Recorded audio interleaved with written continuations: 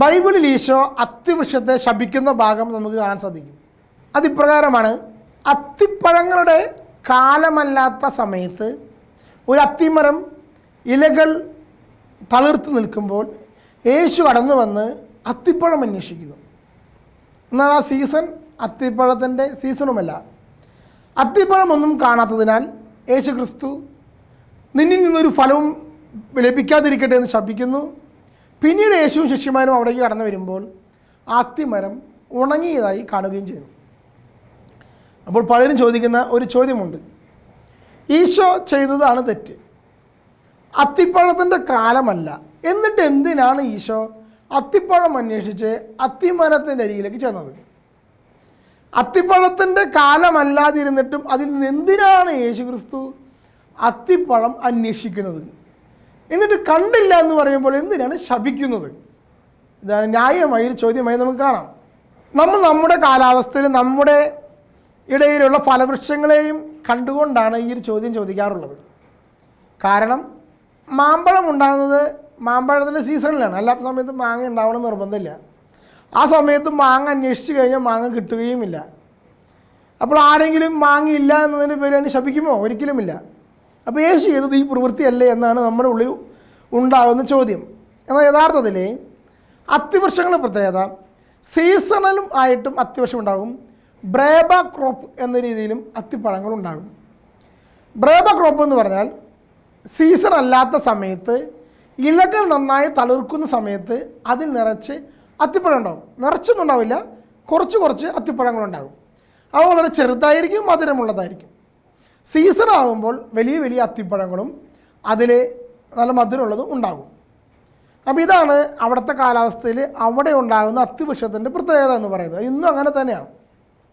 അതിന് ബ്രേബ ക്രോപ്പ് എന്നാണ് പറയുക. സീസൺ അല്ലാത്ത സമയത്ത് ഇലകൾ തളിർക്കുമ്പോൾ കൂടെ ഉണ്ടാകുന്ന അത്തിപ്പഴങ്ങൾ. ഈശോയുടെ കടന്നു ചെല്ലുമ്പോൾ ഇലകൾ തളിർക്കുന്ന സീസണാണ്, ഇലകൾ തളിർക്കുന്ന അത്തിപ്പഴമാണ്. അപ്പോൾ അത് എന്തായാലും പഴം കാണണം. അതുകൊണ്ടാണ് ഈശോ അത്തിപ്പഴം അന്വേഷിച്ചത്. ഒന്നാമത്. അപ്പോൾ മറ്റൊരു ചോദ്യം വരാം: ഈശോ ദൈവമല്ലേ, അതിൽ അത്തിപ്പഴം ഇല്ലെന്ന് ഇവിടെ നിന്ന് തന്നെ അറിഞ്ഞുകൂടെ?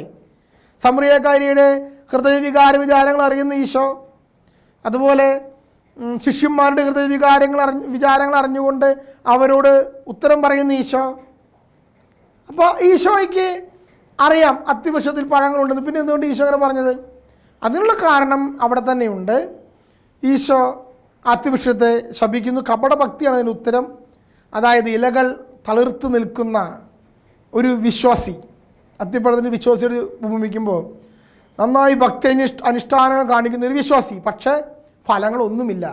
അങ്ങനെയാണെങ്കിൽ അത് ശപിക്കപ്പെടും എന്നുള്ളതാണ് ഈശോ നൽകുന്ന ആത്മീയമായ സന്ദേശം. അപ്പോൾ ഈ സംഭവത്തോടനുബന്ധിച്ച് തന്നെ മറ്റൊരു ചോദ്യം ചോദിക്കുക: ഈശോ എന്ത് പണിയാണ് കാണിച്ചത്? ജീവനോടെ നിൽക്കുന്ന ഒരു അത്തിപ്പഴത്തെ ശപിച്ചു കൊന്നു കളഞ്ഞു. ഇത്രയും ക്രൂരനാണോ ഈശോ? ഇത് ചിലർ ചോദിക്കാറുണ്ട്. ഇത് ചോദിക്കുന്നത് ഇന്ത്യൻ കൾച്ചറിൻ്റെ ഭാഗമായിട്ടാണ്. ഇന്ത്യയെ സംബന്ധിച്ചിടത്തോളം ജീവജാലങ്ങളിലെല്ലാം അതിനെ കൂടുതൽ ഡിവിനിറ്റി, ദൈവത്വം കാണുന്ന ഒരു കൾച്ചർ നമുക്കുണ്ട്. അപ്പോൾ അത്തിവൃക്ഷത്തിന് വെറുതെ ആവശ്യമില്ലാതെ ശപിക്കരുതല്ലോ, നശിപ്പിക്കരുതല്ലോ എന്ന് പറയുന്നൊരു കാഴ്ചപ്പാട്. ഈ ചോദ്യം ചോദിക്കുന്നത് ആരോടാ? ഈശോ ഉണ്ട്. ഈശോ ആരാ? ഒരു ആശാരിച്ചക്കൻ. എത്ര മരങ്ങളെ വെട്ടിക്കൊണ്ടുവന്ന് വാതിലും ജനലയും കട്ടളയും ഉണ്ടാക്കിയ വ്യക്തിയോടാണ് ഈ മരം ഉണക്കി എന്ന് പറഞ്ഞുകൊണ്ട് കുറ്റം വിധിക്കുന്നത്.